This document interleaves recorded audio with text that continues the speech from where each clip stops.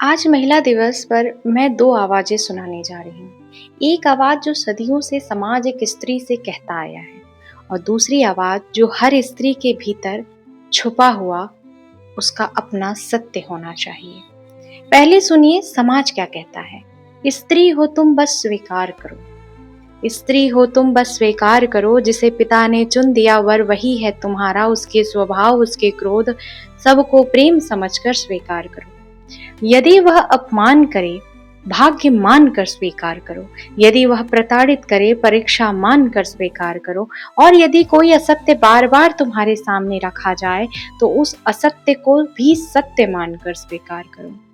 तुम स्त्री हो तो दूसरी स्त्री के ताने भी स्वीकार करो। उसकी ईर्षा उसकी कठोरता को संस्कार कहकर स्वीकार करो। घर की चार दीवारी में रहो, सपनों को त्यागो, इसे मर्यादा मानकर स्वीकार करो। तुम पराया धन हो, इस बात को सच मानकर स्वीकार करो। त्याग तुम्हारा आभूषण हो, चुप्पी तुम्हारी पहचान हो, समझौता तुम्हारा धर्म हो, इसे जीवन मानकर स्वीकार करो। हर असत्य हर अन्याय को भाग्य कहकर स्वीकार करो। लेकिन यह पूरी सच्चाई नहीं है दोस्तों। अब सुनिए एक स्त्री को सच में क्या स्वीकार करना चाहिए। ध्यान से सुनिएगा। पर यह भी सदा याद रखो, तुम स्त्री हो।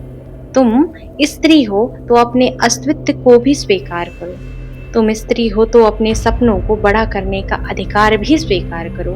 अपमान को भाग्य नहीं अन्याय समझो और इनकार करो।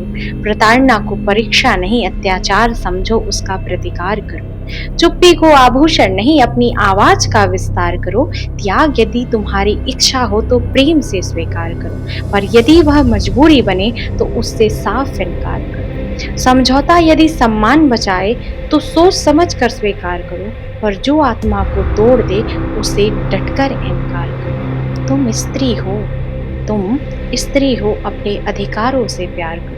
हर असत्य को सच मत मानो, सत्य को पहचानो, उसकी बात स्वीकार करो। अन्याय को भाग्य मत कहो, न्याय के लिए हुंकार करो, क्योंकि तुम पराया धन नहीं स्वयं अपने जीवन की अधिकारी हो।